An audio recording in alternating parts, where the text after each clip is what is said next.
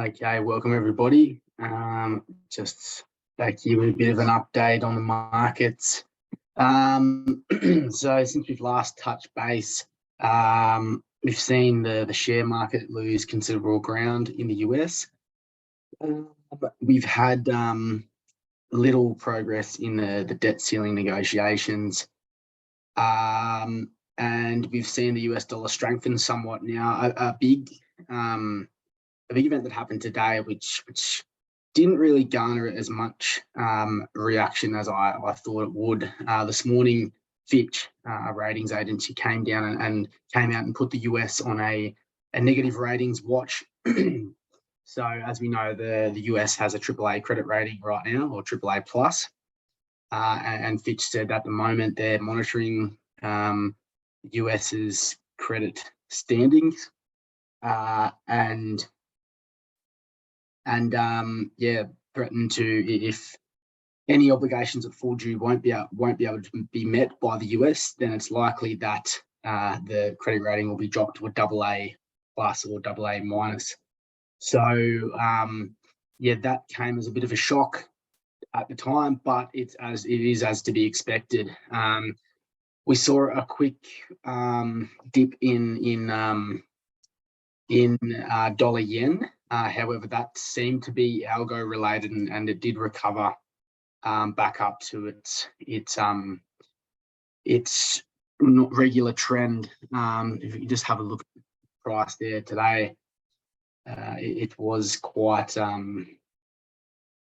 Let's see back there, that quick spike down all the way down to 138.80, but that candle was quickly evaporated as the price action moved back up. So yeah, that's sort of, apart from that, there was really pretty a muted response to everything.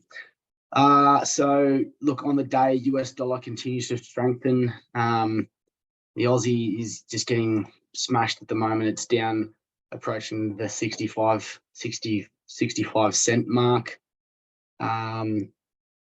That's to do with the US dollar strength mainly, as well as our reliance in commodities in China, which both aren't handling the economic pressures very well. If we look to the share market, so we can see stock futures are mixed at the moment.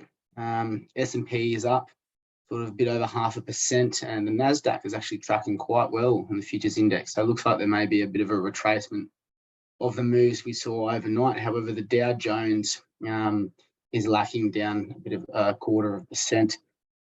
Quite an ugly session for commodities across the board. There's really not much green in sight there. WTI, one of the major losers there. It's down to $73 a barrel, and down 1.5% on the day.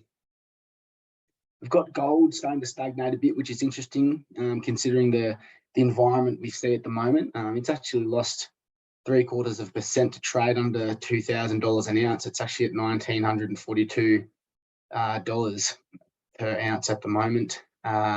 Similar situation with silver, down to $22 an ounce. With bonds, we've got US yields continue to rise. Sell-offs are happening. It's noticing that I think that the 2-month Treasury bill in the US is actually at 7% now, which reflects some of the risk shown if a default did take place, and that tenor of bond and collateralized debt would be almost, well, not worthless, but the worth of that would greatly be diminished. Hence the reflecting the 7% yield there. Apart from that, we'll wait to see what happens. On the data front, not a lot. We've got in unemployment claims tonight in the US, which have been interesting. We did see a bit of a dip, but they bounced back well. I mean, the other way around, with the unemployment claims dipped last week after they did tend to rise, and GDP tonight's going to be interesting. We saw the German GDP number came out this afternoon, and it was actually flat. They did predict a 0.3% rise on the on the day, but didn't eventuate. So it came in flat. So the euro lost a bit of ground as a result. So anyway, we'll wait and see what happens there. But so unemployment claims and GDP tonight in the States. So be a good indication on how the economy is tracking, given the pressure and instability that's been imposed on it. Okay, thanks for tuning in, and we'll talk at a later date. Thanks, guys.